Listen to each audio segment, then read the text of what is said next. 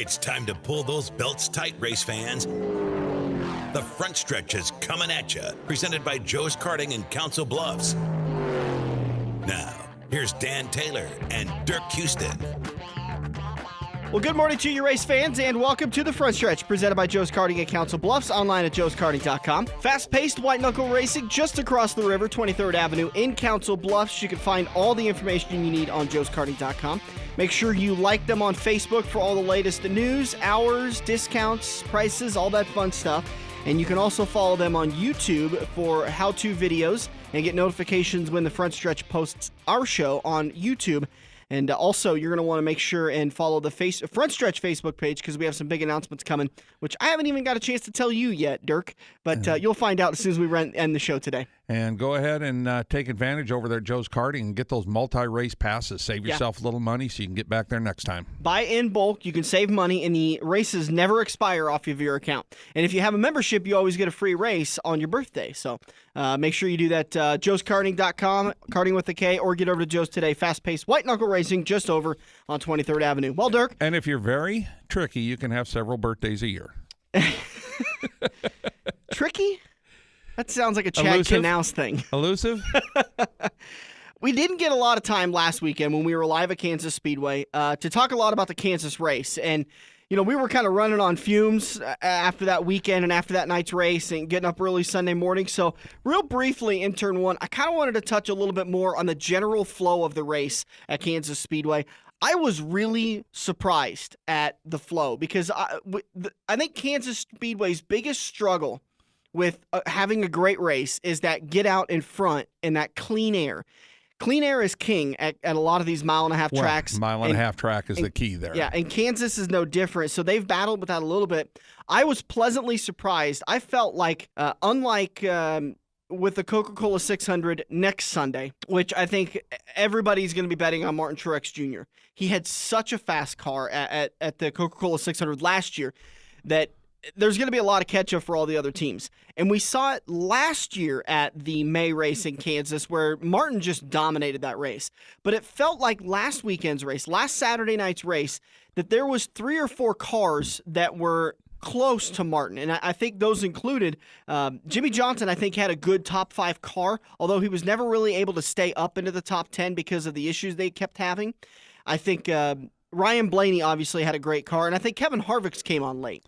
Ryan Blaney, after I sat back and thought about it, you know, he had, as we always see at these mile-and-a-halves, just like you see Martin Truex is very good at them, you always see one car that's got a ton of short run speed. Mm-hmm. You know, 15, 20-lap runs, they're real tough to beat. Yeah. Ryan Blaney had that car at Kansas.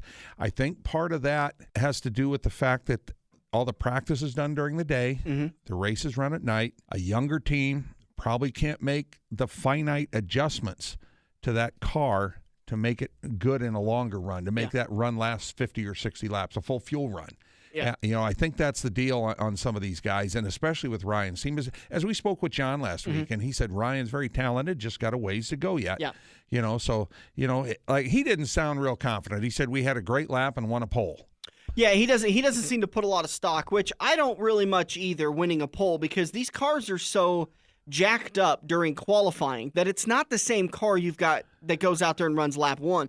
They've got them all taped up. They've got the tire pressures a certain way. They know how to set these cars up to run a really fast lap to get into. If they can hang on to it. Right, if they can hang on to it. So I think John is absolutely right. The qualifying says a little bit, but it doesn't tell you most of the story. Well, it's a start. Mm-hmm. You know, another thing that kind of sold me on Ryan that weekend was that he was fast during both practices. But granted, it was during the day, and during the nighttime was really the key thing. And it started out in the heat of the day, 5 or 6, 7 o'clock at night when the track was still hot and there was still plenty of heat in the atmosphere. But then as the sun went down and it naturally cooled off, the grip came in, and you saw some cars that had stayed in the 15s start to move their way to the front because they'd set their car up to come to them as the track cooled off. But to me, the story of the weekend was the Friday night truck race where young Mr. Bren Rhodes played Martin Truex, right, and with smoking it, and that race was his, and mechanical failure. That's a shame. That was quite a shame. And to kind of pivot again to that, I'm really optimistic for the October race. One of the big things, along with clean air is king at Kansas, that repave really narrowed the groove. I think they blew the groove wide open during that Saturday night race because, absolutely. You hear sometimes, you'll hear them say, oh, they're 4 wide, and that happens every once in a while. Dirk, I think I counted it 7 or 8 times. Coming off of turn 4, they were 4 wide going along the front chute and across the start-finish line. And these guys were going any which way because the cars were... You'd break your momentum. You'd slip a little bit in the middle of the corner. You'd break your momentum, and they'd just swarm on you like a hornet's nest. And it was really cool to watch. Yeah, when you're coming out of 4 or 2, for that matter, if you get a little bit loose, you're going to get run over. Yeah. So it's kind of like, well, I'll just hold my line here and let them go by. That's all they can do. Try to catch back up to him the next lap. Yep. It was a really good race, and I'm very optimistic for what October brings. And I hope everyone gets their tickets for the October race. It wasn't a great crowd again this year. It was a loud crowd, yeah. Man. There was when the stands are full, 80 plus thousand people, you can hear the crowd easy, yeah. But this crowd, for a small crowd, was very vocal, very vocal. All right, let's get you a real quick preview of today's show after we've kind of bantered for a few minutes here on Kansas Speedway. But turn number 1, we will talk about the changes coming to the Coca-Cola 600. Dirk's a huge fan. You'll hear about that in a little bit. Turn number 2, we sat down with Thomas Kennedy, driver of the 21K sprint car. Races 360s, races 410s. He absolutely lit the scene on fire for the first couple of races of the Nebraska 360 series, so we wanted to sit down and talk to him. And we talked to him at the Bobby Parker Memorial at I-80 Speedway a few weeks back. And luckily for the 360 boys from Nebraska, he doesn't race series for points. Right, that is a good point. Then in turn number 3, John Force joins us. Boy, did I fall asleep during that interview. Yeah, right. Oh, my God. It's Sunday morning. We talked to him on Tuesday. I'm still trying to calm down from that interview. That man was all geeked up on Monster Energy or something, but he was doing it by nose hits or something. He had a lot of energy, and you'll feel it coming up at turn number 3, along with Robert Hight. He joined us surprisingly, not surprisingly, but he was just in the room. So John pulled him in, and Robert and John talked to us about from the boardroom, right? Them being at the Heartland Park. The NHRA Kansas Nationals at Heartland Park, Topeka. Today's your last day, by the way. So listen to us at turn number 3, and then head down to Topeka and get in some Top Fuel drag racing. And I hope Paul Anderson has a good time down there. Who took our tickets last week? Absolutely. Yeah, Paul, congratulations to him. He got tickets to go down there this weekend. So also in turn number 4, we're going to talk with Joel Wilgers, who is the head of the Napa Auto Parts Gambler 500, and we got a little surprise announcement with Dirk getting involved in that. So you'll have to hear that in turn number 4. Plus, if we have time left in the show, we will recap a couple of the news stories that have happened in the last week and a half. One of the news stories we want to get to is, Dirk, I posted this story and I started a stopwatch on my phone because NASCAR announced on Monday morning that they were adding a 4th stage to the Coca-Cola 600. You're not a fan of the stage racing, and you're really not a fan of NASCAR changing up the rules. A week in advance. Right. 2 weeks in advance. I mean, they had 2 weeks in advance, but still. That's semantics, but I started my stopwatch, and it was about 3.5 minutes. I got a notice that Dirk Houston's posted on this show page. And so NASCAR came out Monday and said, we're going to add a 4th stage. Now, before, it was going to be 3 stages, your regular 115 laps, then the stage 1's over, then they'll run another 115 laps, lap 230. Then they'll throw the caution for stage number 2, and then the final set of stages, if my math is correct, would have been 170 laps, which would have been your final stage and would have got you to your 400 laps or your 600-mile race. Now they've come out and said we're doing 4 equal 400-lap stages, which my only issue with that is that the entire stage racing is set up that it's going to be essentially, give or take a few, 30%, 30%, 40%. For the race length. First stage 30%, second stage 30%. The only problem I have with this whole thing is that now they're 4 equal stages. That kind of goes against what they told us at the beginning of the year, and everything is wrong with this. Now they're putting more points in one race in the middle of the year. So? I'm just saying. It doesn't change anybody's strategy because everyone knows it ahead of time. Now, if they'd have announced it, I can go out now and I can get 70 points at this race. Right. Martin Truex is going, Merry Christmas to me. Right. Yeah. But I don't have a problem with it because all the competitors know it. Everybody knows the stakes going into Charlotte. What they need to do. And what makes that race worth the extra 10 points? really, I don't think it's that they're making it anymore. I think they're trying to entice more drivers because Martin Truex Jr. put a whooping on the field last year. Well, then was single-handedly, I think that was the most boring race of the season. Then why don't we just make all the segments 50 laps at every track and make them drive around for 40 laps and race for 10? Every track's got to be a little bit different because the configuration of the track, the strategy that goes into it, the fuel run lengths, there's a lot of factors that go into it. I don't have a problem with NASCAR adding a fourth stage. I certainly don't have a problem with it being 2 weeks out because I don't think it changes anything. I think if they would have came out Monday after the Coca-Cola 600 and said, you know what, surprise everybody, we actually did 4 stages and Martin Truex Jr. got extra, then I think teams and owners have a thing to say, well, now wait a minute, we based all of our strategy off of 3 stages. But they've got plenty of time to rejigger their strategy and to go at it. And basically, it still comes down to the same thing. You've got to have the fastest car. If it doesn't change anything, why are they changing it? They're doing. I mean, they're being proactive. They're trying to change the mile-and-a-half race and, get it faster. This is something that, they try some of these gimmicks and stuff, at the All-Star race. It's a non-points paying race. Yep. I mean, they could make it 51 lap races if they want for a 50 lap total. Have 50 segments because none of the segments mean anything unless they're going to put some money with them. Right. But to change a points paying race to where the points can be different is wrong. I mean, I don't have a problem with it. I know what you're saying, but what I don't have a problem with it, and what I was saying it doesn't change anything, is it doesn't change anybody's strategy by the time they get to Homestead because they still need to win as many stage points as possible. Nobody's got a strategy for Homestead yet. Everybody's got a strategy for Richmond. But their strategy to get there. I mean, it doesn't change the championship. At the end of the year, maybe somebody's going to have an extra 10 or 15 points that they wouldn't have. But it's not like they were awarded it because of anything spectacular.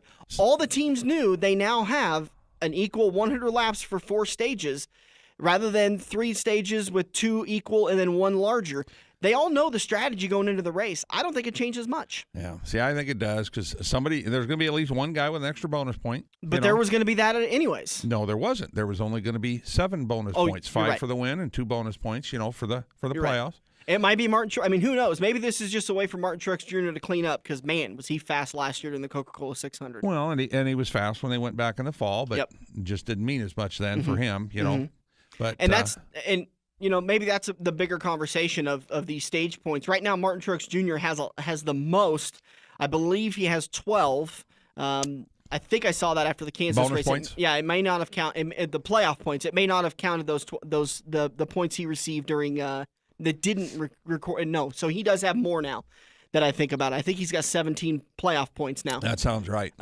Because he won the Kansas race. But this entire system, I think this entire stage system is setting Martin Truex Jr. up to be our champion at the end of the year. And I'm not saying it's setting him up as NASCAR's trying to give him a championship. It's not the fix. Or they're rigging anything. Right. It's just going into his wheelhouse. Because he should. This system last year, he'd have blown everybody away because he had so many points going into the playoffs. He led so many laps. Yeah. We would have won a bunch of stages, exactly. Even with his blown motor at Talladega, he'd have still advanced. Right, absolutely. And, I think that kind of plays into what some people say, the regular season needs to weigh a little bit more and it needs to carry you farther into the playoffs because having just one bad race, or he had 2 bad races in that second round, which eliminated him and Brad Keselowski both.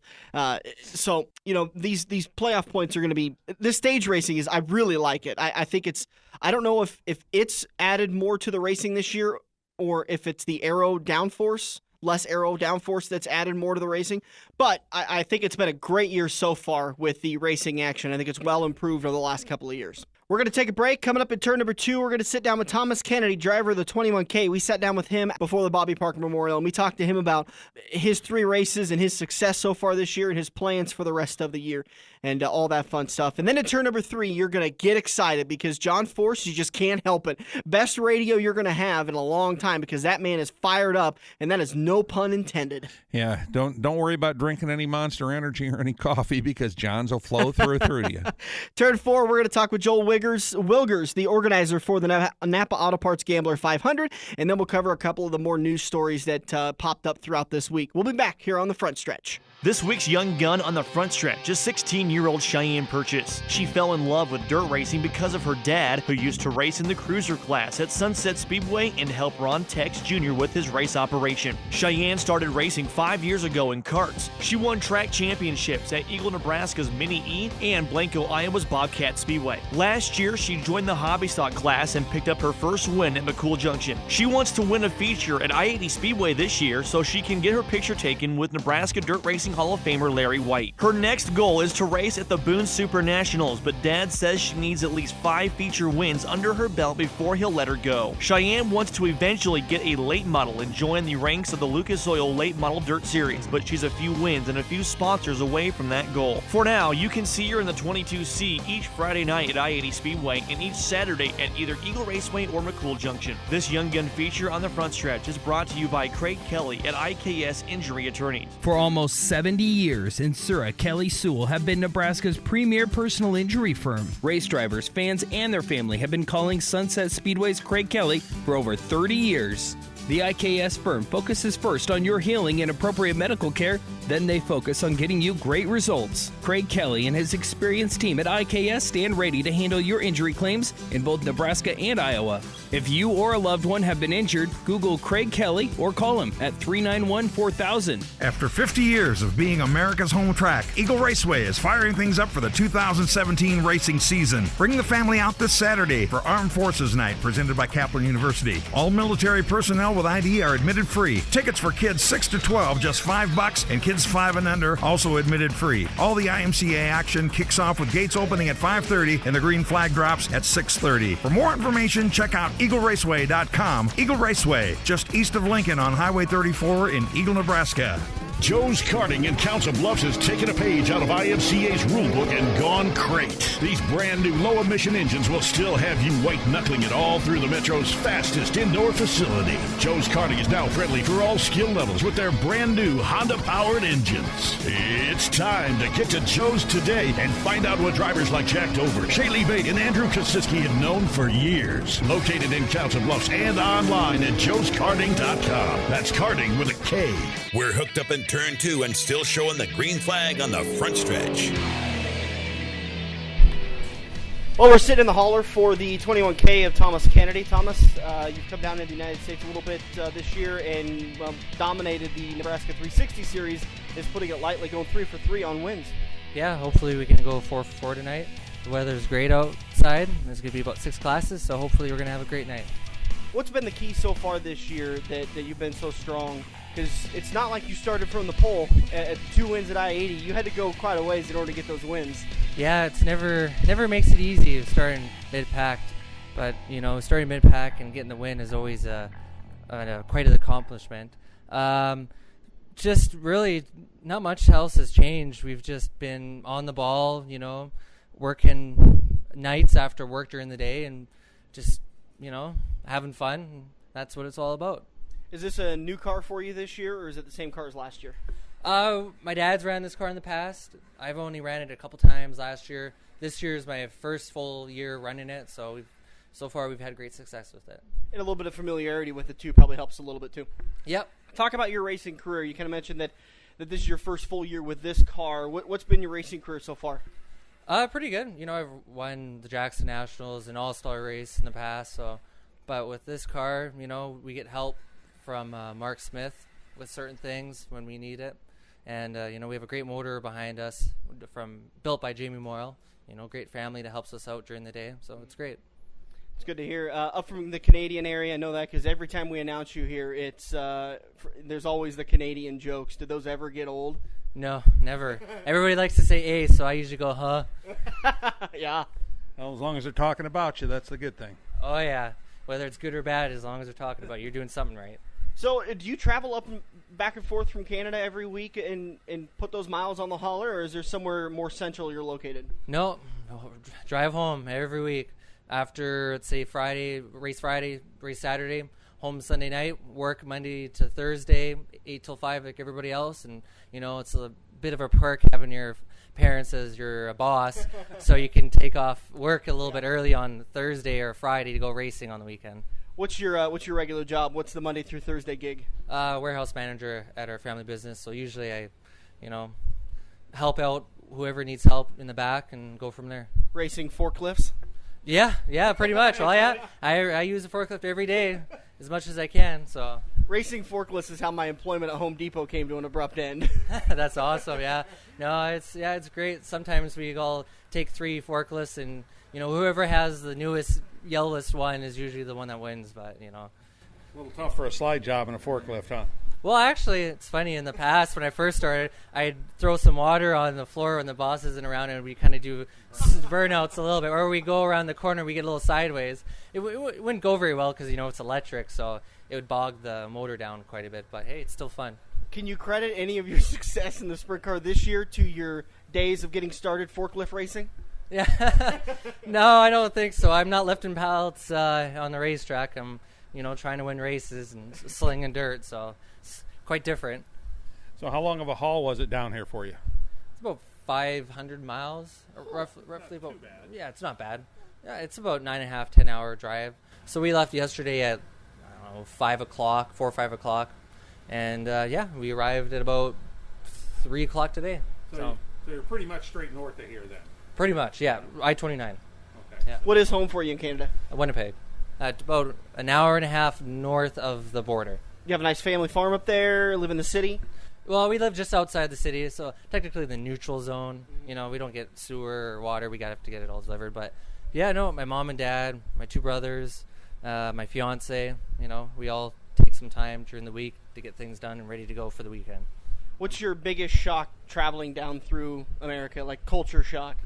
I've been doing it since I was literally 2.5, 3 weeks born in this world, so there's not much that shocks me. Maybe a few pigeons that, fly by us and almost hit our windshield. That's about it. Maybe if he gets a little further south, like in Oklahoma, he'll get a little culture shock. No, I've raced in Oklahoma at the end of last year. I've raced in Florida. I've raced in California, Arizona, back in the go-kart days. So, I've seen in pretty much every Midwest state there is to see. Just the northeastern part of the U.S. I have never been to. It's okay. I grew up in Iowa, and anytime I go to Oklahoma, it's a culture shock. It's okay to say it is. Well, it's usually corn in Iowa, isn't it? Yeah. I don't know about I don't know about Oklahoma, but wheat maybe or cousins. Dirt. Dirt. I have a lot of cousins. I have a lot of cousins. Oh man. Yeah, you drive across the Kansas Oklahoma border, you can feel your IQ drop if you're paying attention. No, really. For some reason, the talking just gets a little slower. Words get smaller. Yeah. Eyes start to droop. Yeah. Or you start sweating in the nice hot sun. Yeah. It's great weather today. So. Oh, how beautiful is this, though? It's awesome, yeah, compared to a couple weekends ago. And, yeah, last time when we were here, it snowed on our way home. So. Yeah, the last time you got wins at I-80 Speedway was during the Bug Eater Bash, took home both nights. And like you just kind of mentioned, couldn't be any different. It was high of like 60 that day. I think it got on into the 50s during feature time. Right now we're sitting at the Bobby Parker Memorial. It's 79 degrees according to my watch. Absolutely sunny and gorgeous. So how much different are you setting your car up for this weather than you did than 2 weeks ago?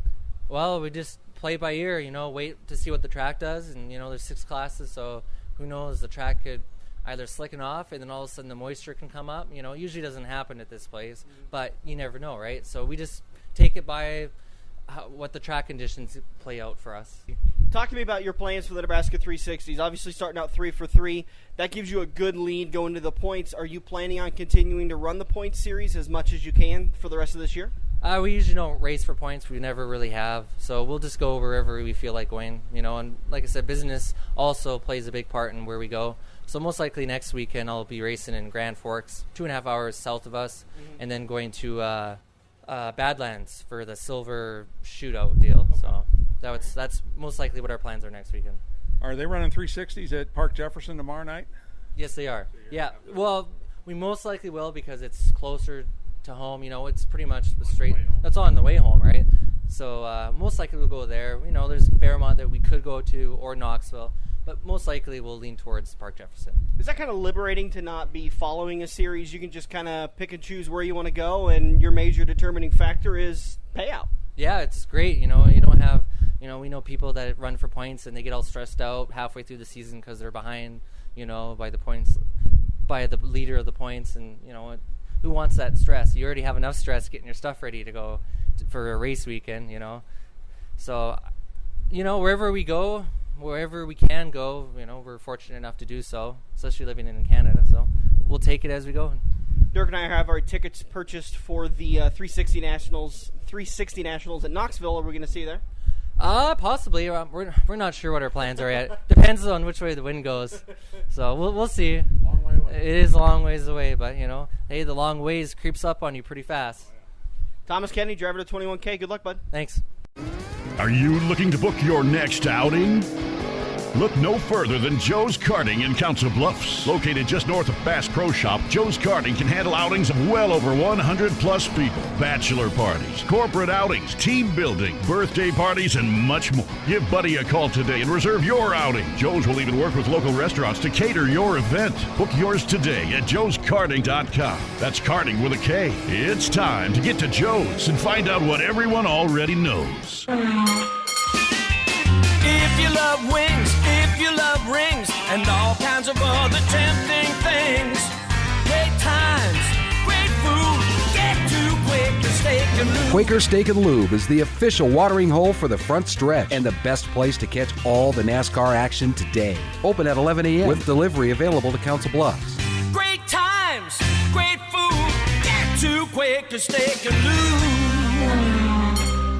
Feather the brake and get back to the gas. Dan and Dirk are headed into turn 3 on the front stretch. Welcome back to the front stretch, heading into turn 3, brought to you by the Menards NHRA Heartland Nationals, presented by Minties at Heartland Park, Topeka. Today is your last day.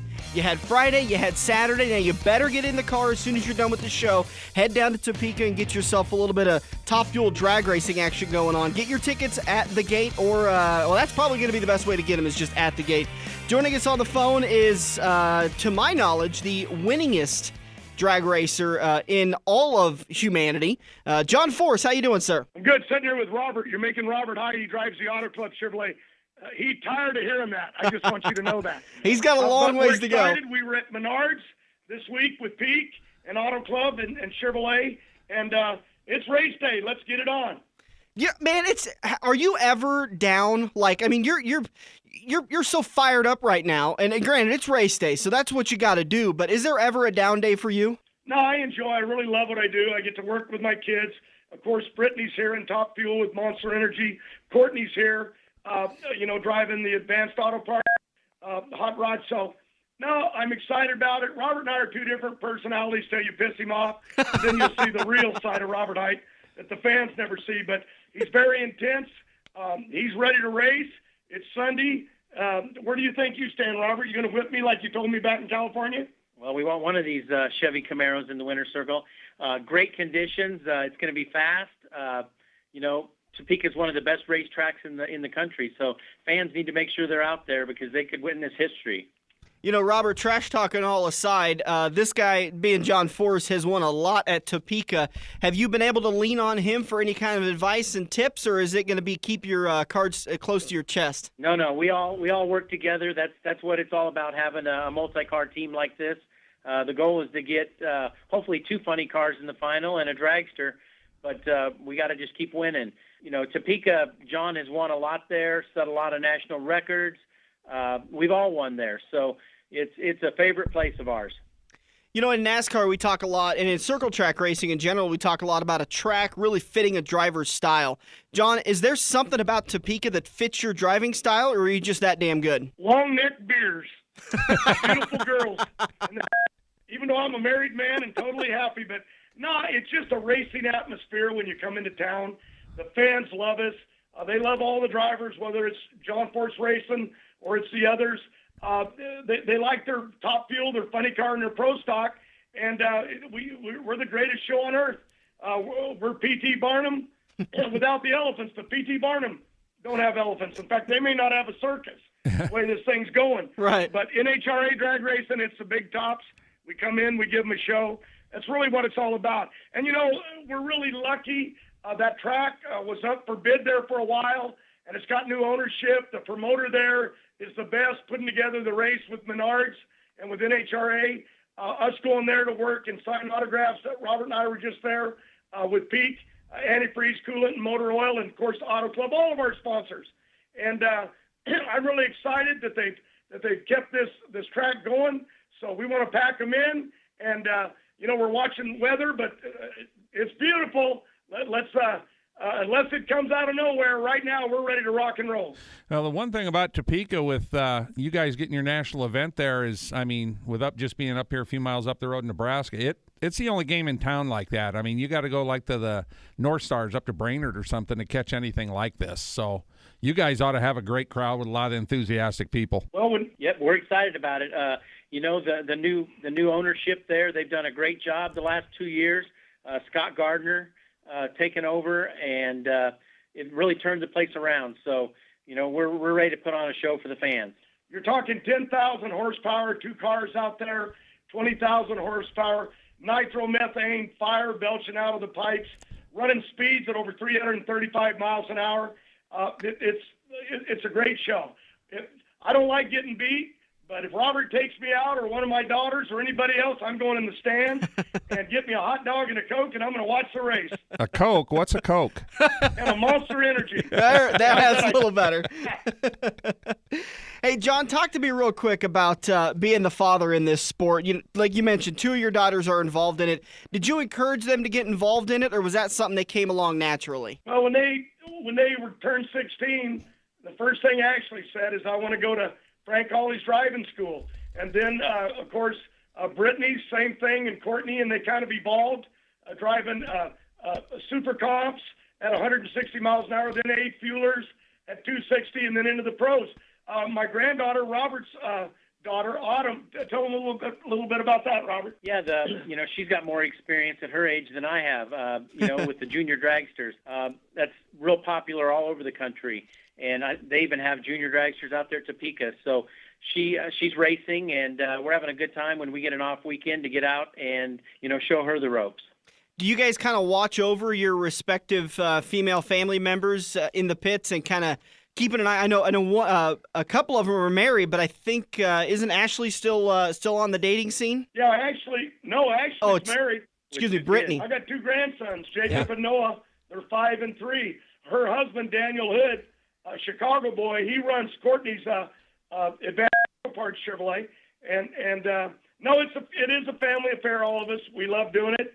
We love the fans, and you come to a track like Topeka, where if the conditions are right, you can thunder. And I've been lucky there. I've won a lot of races. You've won there, haven't you, Robert? Yeah. Yeah. So, and we'll see where it goes. Courtney wants to win.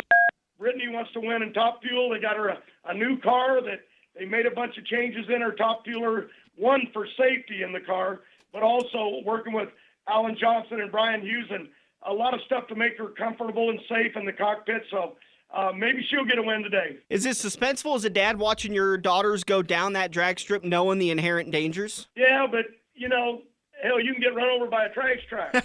Very true. And I've been hit by golf carts in the pits.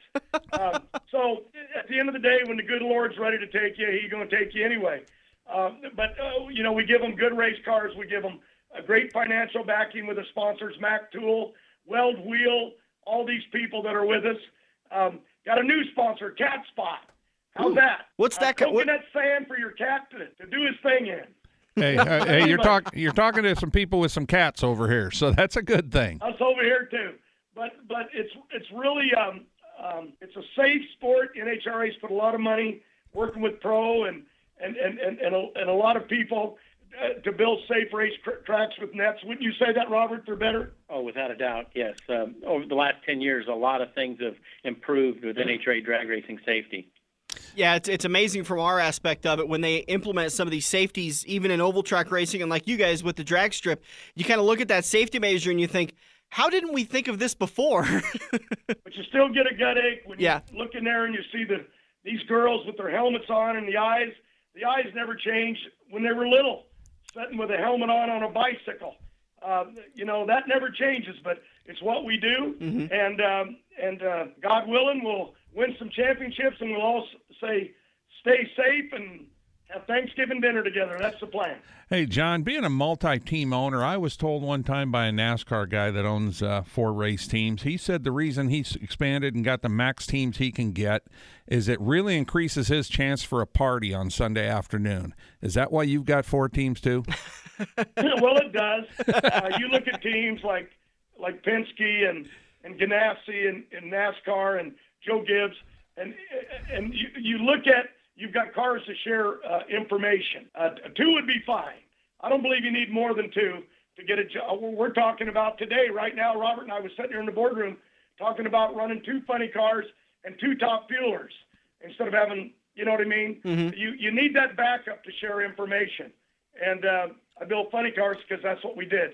But all in time, we'll see where we'll go. Maybe we'll build another dragster. John, and Robert, I'll ask you the same question. Rivalries are big in sports. You know, Ohio State has Michigan. North Carolina has Duke.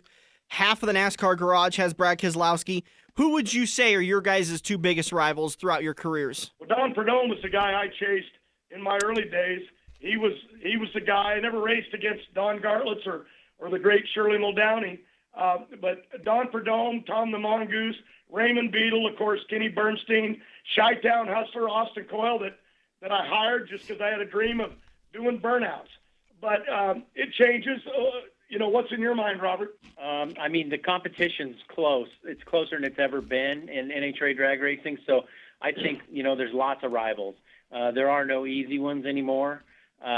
You know, anytime you can win one of these races, it's special.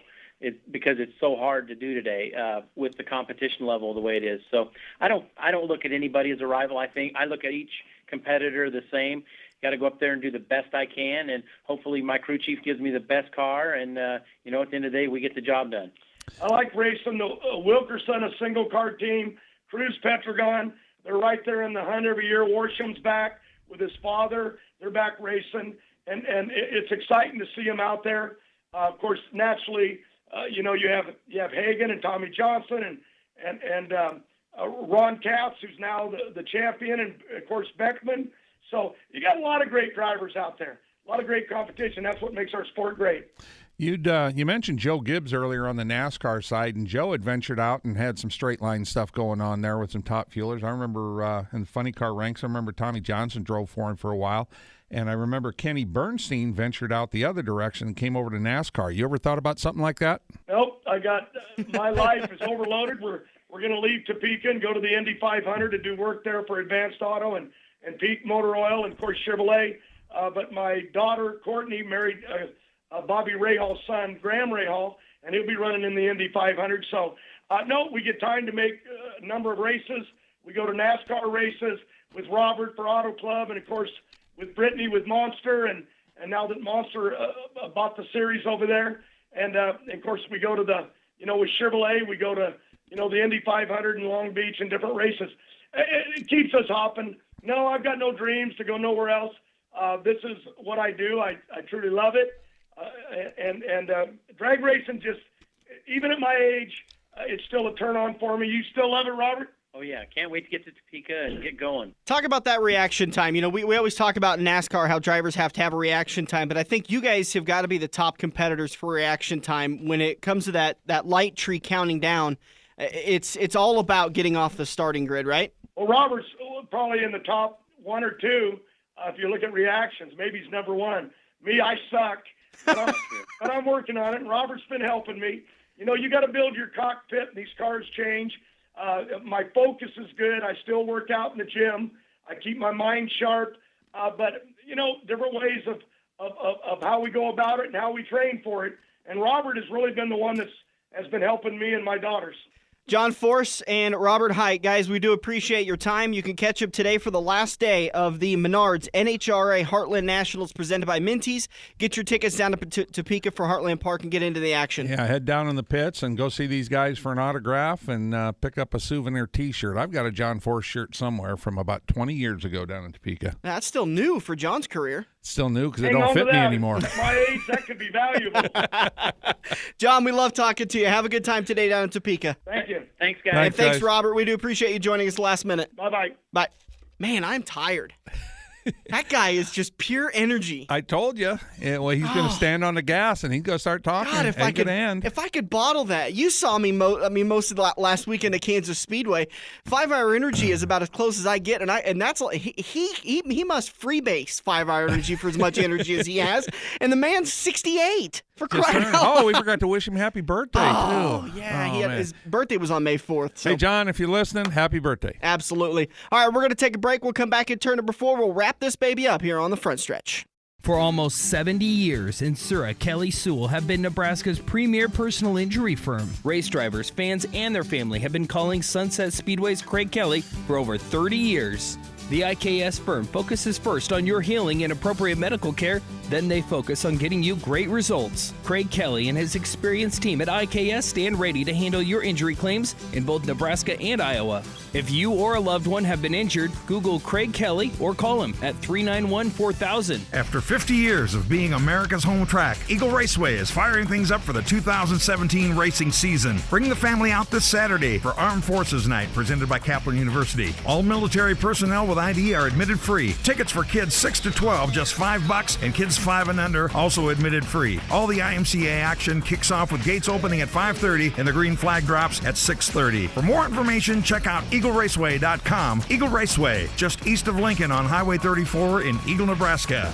Joe's Karting in Council Bluffs has taken a page out of IMCA's rulebook and gone crate. These brand new low-emission engines will still have you white-knuckling it all through the Metro's fastest indoor facility. Joe's Karting is now friendly for all skill levels with their brand new Honda-powered engines. It's time to get to Joe's today and find out what drivers like Jack Dover, Shaylee Bate, and Andrew Kosiski have known for years. Located in Council Bluffs and online at joeskarting.com. That's karting with a K. It's checkers or wreckers as we enter turn 4 on the front stretch, presented by Joe's Karting in Council Bluffs. Hey, it's Ricky Stenhouse Jr., driver of the number 17 Fastenal Ford for Roush Fenway Racing, and you're listening to the front stretch. Welcome back to the front stretch, heading into turn number 4, brought to you by Quaker Steak and Lube in Council Bluffs. Did you go over to Quaker Steak last night and watch the All-Star race? You say no? Well, why not? You should have. I'm planning on it. Make note, get over there today if you want to take a nice, easy day and go over to Quaker Steak and Lube and enjoy some of the great food and specials. By the way, they have a new menu out that I've been exploring over the last couple of weeks. And they've got bike night and they've got hot car night. Well, they've tried to have bike night. So far, Mother Nature has decided 2017, we're raining on Wednesdays. Which, I don't know why can't we rain on Mondays? Please, or just Tuesdays. Rain on Mondays and Tuesdays. Leave Wednesdays, Thursdays for me to be at Quaker Steak and Lube and we'll look at bikes and classic cars. And Fridays and Saturdays. And then leave me Fridays and Saturdays to be at the dirt track. I'm fine with it. Sunday nights, Monday mornings, Monday afternoons. I'm fine with all the rain you want to send our way. So you're not being picky? Absolutely not. Get over to Quaker Steak and Lube today for all the great specials, and then make sure to be there next Sunday for the Coca-Cola 600 at Charlotte Motor Speedway. All right, in turn number 4, we are going to sit down. We are sitting down now. Joining us on the show is the creator of the Gambler 500, Joel Wilgers. Joel, we talked to you a couple of weeks ago. Actually, it was a little while ago. It was about a month and a half, 2 months ago about getting this off the ground. A lot's happened since, so we figured we better get you back on the show. Yeah, it's good that you guys had to give me a call here. We loved talking to you the first time, and I kind of opened my mouth and said I want to be a part of this thing. And we talked about entering my Ranger. You luckily recommended against it. You said that's too nice of a truck to enter into this thing. But he'd never seen your truck. Right, obviously. That's true. And since then, I've traded it, so I'm sure as hell not going to enter my 2016 Colorado, which I just got used to. But Dirk, you went and found yourself a vehicle. You're going to enter into it. Well, Joel went and found a vehicle. Oh, okay. Yeah, they provided me a vehicle, and since you can't make it with your announcing duties, I've adopted my brother as a navigator, and he's the tech-savvy one out of me and him. I can fix it if it breaks, and he can point me in the right direction, I hope. Well, we got 200. Sounds like you guys got a good team there. 250 miles in 8 hours.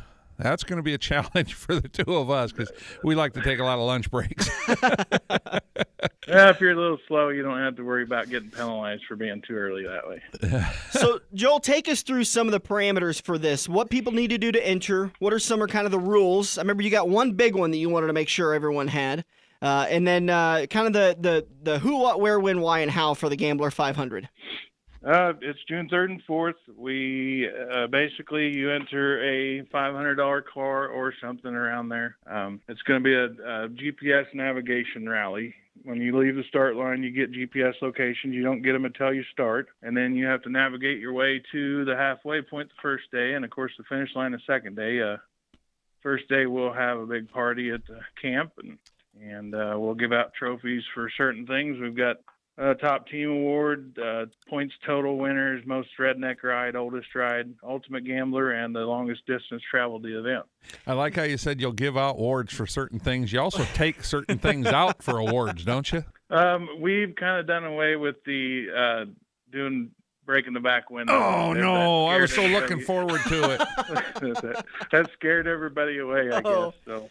Well, and just to give you a little insight, last time we talked to Joel about that, you talked about one of the rules you were thinking about implementing, which you obviously haven't now. You just stated that, but that if whoever crossed the finish line first or the fastest was going to get essentially penalized with having their back window broken out, which wouldn't be that big of a deal because you're getting like a $500 car or less, or maybe just a little bit more. So maybe that might have been the only thing worth any money on the car.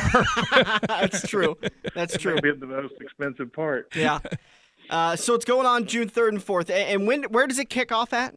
It starts at our place, our home here east of Beatrice. Okay. And we'll line everybody up here early in the morning, and we're pretty much filled up unless you have an extremely awesome, unusual vehicle that you want to bring in. Other than that, we're filled up for this year. Oh, wow. And this isn't like a Le Mans start where we got to run to the vehicle and jump in and take off, is it? No, we'll can it we'll be? release everybody. Can it be? I want to watch that video of Dirk trying to run to his car, especially with your toe. Yeah, I got my toe got my toe mangled up in Kansas last week, and oh no. Yeah, I was at the doctor yesterday, and we're just going to let that toenail fall off by itself. And I'm like, oh, great. Hopefully it'll happen in 2 weeks. He goes, well, if it doesn't happen in 4 or 5 days, come back and see me. I'll get the pliers out. I'll do it for $50. It's a good thing we're not starting it that way. No, we start at 1 minute intervals or somewhere around that area. It depends on when we get you turned loose, but yeah, on average, we'll try and turn everybody loose 1 minute apart. That way, not everybody's piled up together. Yeah, and do kind of a staggered start that way. I mean, it's all the same time, but right, yep. And then, of course, you don't want a bunch of people driving down the dirt road at the same time either. You know. Hey, one thing we never talked about: do we have to do anything as far as this campground goes in Kansas? Do we have to get like a state park permit or anything like that? No, we have that covered. If you bought a registration, it's already covered. That's your camping pass there. But I've got you guys covered already. Alrighty, I appreciate that because I was wanting to take care of some of that stuff because we've got some. We're working on getting a few decals put on. We're obviously going to put the radio station and stuff, the front, radio show on the car, and got a few other things we want to do. And you said you were going to dress it up with some Napa because you got yourself a national sponsor. Is that correct? We do. We got national title sponsor. Napa signed on as national title sponsor this year, so we're pretty excited about that. We haven't seen a whole lot of benefits out yet, but we're really excited about that relationship. Oh, yeah. Heck yeah. And are you putting stuff on just about every vehicle with them, or am I going to be the lead car for the big corporate sponsor? So I really got to perform. You're not really going to be a lead car, but we'll tie you in there in the beginning somewhere. Yeah, just chain me to the guy in front of me and let's roll. Right. Yeah, we have Sonic of Beatrice is another sponsor that we thank, and then Schuster's Outdoor Beatrice, Ultimate Truck Accessories Omaha. They signed on this year. Cool. And then we've got trophy sponsors, Scott and Lisa Schrott of Geneva. They sponsored trophies this year. And then Kent Lower of Kearney is a private sponsor. And then our decal designer this year is Fast Design out of Beatrice. It's a new business, and that guy does really good work down there. Nolan does good work down there. Yeah, we've got we're in a spot where one of our very frequent guests on the show and one of Dan's co-announcers at the racetrack runs a lettering shop, so we're kind of getting a little bit taken care of, so we can just come down and slap some decals up on there, and there should be plenty of room on there. There's a bunch of flat panels on that car. Yeah, we're trying to make everybody proud. I even I showed it to my kidney doctor the other day because he's from Europe. And he's got, where is this at? Can I come watch? I said, I'll shoot you some video. We never told everybody what that was. what that car is you're driving. What do you mean what it is? I mean, with the 91 Volvo, you haven't mentioned that yet. I was going to say roughly a 90 Volvo. I wasn't sure exactly of the year, but what'd you tell me, 92 horsepower I get to play with?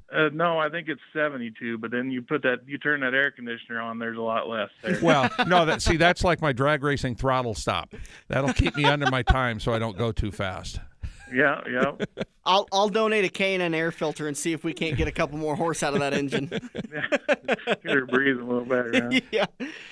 Joel, is there anywhere, you said that registration is pretty much full, but as spectators, is there places that people can come? Are they going to come to where you're at just east of Beatrice and watch the kickoff? Are there places along the route that they can watch? Or tell them where the party's going to be Saturday night? Saturday night we'll be down at the Fancy Creek State Park there by Randolph, Kansas. Yeah, it's going to be pretty packed down there, I think. We've got almost 300 people registered right now. Wow. There you go. Holy cow. That's a cookout. Yes, it is. Yes, that's going to be a lot of fun. They're all going to bring their own food, so there'll be quite a few campfires going there, I believe. Joel Wilgers of the Napa Auto Parts Gambler 500. Joel, we do appreciate your time, bud. All right, thanks for having me on. Have a good time, and make sure to come on afterwards and let us know the real story for how Dirk and Hugh do, because sometimes Dirk can get a little long on his stories. I don't know if I believe every detail he tells me, but I'll have to get the real story from you. I had a 600 horsepower Camaro. I'm hoping I can handle a 70 horsepower Volvo, but if I get the pedals mixed up, Yeah, we'll give a report. I'm going to get a hold of you this week, Joel, because I'm going to plan on driving down Friday night, and I'm going to get some hotel suggestions and stuff like that from you to come down Friday night and then get everything going for the weekend. Be very good. Anywhere there in Beatrice, if there's anybody looking for hotel rooms, anywhere there in Beatrice, but they want to book them early because that's race night. Friday night's race night in Beatrice also. Mm-hmm. Oh, well, maybe I'll have to take the tent out a day early and camp in your front yard. Well, that'd work too. Joel, thanks a lot for your time. Have a good one, bud. All right, thank you. Once again, find Joel on Facebook, Gambler 500. Just search Facebook for that, and you can get all the information on the Gambler 500, which is coming up June 3rd and 4th. Well, we got a couple minutes left in the show, so I wanted to talk about probably the biggest news story in NASCAR right now is this qualifying inspection process that has become such a big issue. No. Just to kind of recap, we talked about it last Sunday morning when we were live down at Kansas, and we got some quotes from Jack Roush that we were able to use and get some insight of what's happening as far as the owner's perspective. It's just a point where NASCAR has had the laser inspection station for several years now, and they're refining their product. Right. Which the teams at this point haven't kept up with. And the biggest reason, I mean, you've seen the failure of the inspection station for the last couple of years off and on, but this year they don't do pre-practice inspection. NASCAR has allowed... Which is where they caught a lot of this stuff before. And they had time to get it fixed before the qualifying and the final practice. Well, they've still got time to get it fixed. Yeah. You know, they know where they have to be, but they don't know where it's going to end up on that laser station. So they set their car up and they go out and they practice. You know, they bring it to the track, you know, from the shop. They bring it to the track, they unload it. Where they probably had some sort of a system that told you you're right on the edge to what NASCAR will approve. Correct. Put it on the hauler, send it to the track, go out there and practice. That's where you're at. Correct. So they take it to the track and then they work on it a little bit, but they haven't had to go through that station yet until it's coming time to qualify. That's NASCAR's thing of them trying to self-police themselves. You know, we talked about this clear back in February when I first heard that that's what they were going to do. I heard that from one of my inspector buddies. Go out and practice all you want to, but you're not qualifying with an illegal car. Exactly. So, you know, you guys got to take care of yourself a little bit. They were doing a safety inspection is what they were going to do beforehand, where before they used to CC the motor. They don't do that right at the beginning now. They put all the templates on. They don't do that at the beginning anymore. It is just a safety deal. They don't go across that laser station. So they're coming in, I do believe, so far out of whack on that laser station, some of these teams, that when they start adjusting it back, like I was listening to Clint Boyer in the Kansas garage, and he was saying, we adjusted this, and we adjusted this, and we adjusted this. And we went back, and they said it's exactly the same spot. It had to be worse. It had to be better. It had to be different. Yeah, well, and that's the team's complaint, is that if they're adjusting on this, it should be pushing the arrow one way or the other. But they keep failing it at the same rate. And so they're saying, NASCAR, your inspection process is flawed because we're adjusting on it, but it's coming back the same failure. But if they're making adjustments at two places, one could be counteracting the other. Yeah. And not knowing exactly what they're doing. I can't say that is what they're doing, but it is possible to make 2 or 3 adjustments and still be in the same spot. You go back to saying that we all assumed, including NASCAR, that once teams got hit a couple of times with this failed qualifying inspection, that they would police themselves. But now we've seen it now 2 races in this season. I believe it was Texas was the other one where 9 cars failed to get out on the track and run California, qualifying. there was a bunch that missed There it we too. go. That's it. There's something going on here, and the reason why we bring this story up, again, with it being an ongoing issue, is that NASCAR came out earlier this week and said we are going to start looking at the inspection process. So when we talked about it Sunday morning, that there's been this, and what we've talked about for the last year and a half, is that there is a new level of communication between the teams, the drivers, and the sanctioning body, and also the fans being mixed in there too. And it's good to see that NASCAR is saying, we have this champion. Like Roush said, they don't want to admit that their laser inspection system is flawed. It kind of looks like this statement that they're going to come out and they're going to look at the whole process, that they're willing to look at it and say, let's not admit we're wrong, but maybe we can make things better. Well, we're the flaw I see with the system, and it's pretty much what Jack Roush was trying to explain to us, is the way the thing hooks to the wheel that everything gets based off of. Yeah. That thing can be off, a 16th of an inch somewhere. Well, that's going to make every measurement on the car off on that laser station. Absolutely. So, yeah, I don't know if there's some way they can figure out to hook that thing to, the axle cover or something, so it's got a nice center deal. They could do it on the front for the hub cover or whatever, for the wheel bearing cover, and, have it more of a consistent, I guess the word I'm looking for, or something that's quite not varied something so much. That's a little more set in stone. It's not so reliant on such easy variations or such easy one little thing can throw it off so easily, I guess is what I'm saying. Yeah. We got to end today's show. We appreciate everybody joining us. Make sure you tune in next weekend. We're working on getting Jordan Grabowski to come on the show and talk to us about winning the 2016 Charlie Clark Memorial and defending his title for next Sunday night's Charlie Clark Memorial at I-80 Speedway. We'll also preview the Coca-Cola 600 and so much more. Make sure you tune in to us next Sunday to do it all over again. This has been The Front Stretch, presented by Joe's Karting on AM 590, Omaha's ESPN The Radio. official watering hole of The Front Stretch has you covered any day of the week with the best wings, great burgers, and amazing steaks. Each weekday from 4 to 6 is happy hour, featuring $1 off draft and well drinks plus $4 Luberitas. Mondays are kids' night. Tuesdays are all-you-can-eat wings for $12.95, and the lube even delivers to the Council Bluffs area. Like Quaker Steak and Lube Council Bluffs on Facebook for a full list of weekly events. Get to Quaker Steak and Lube. Mid-America Drive, Council Bluffs. Are you looking to book your next outing? Look no further than Joe's Karting in Council Bluffs. Located just north of Bass Pro Shop, Joe's Karting can handle outings of well over 100-plus people. Bachelor parties, corporate outings, team building, birthday parties, and much more. Give Buddy a call today and reserve your outing. Joe's will even work with local restaurants to cater your event. Book yours today at joeskarting.com. That's karting with a K. It's time to get to Joe's and find out what everyone already knows.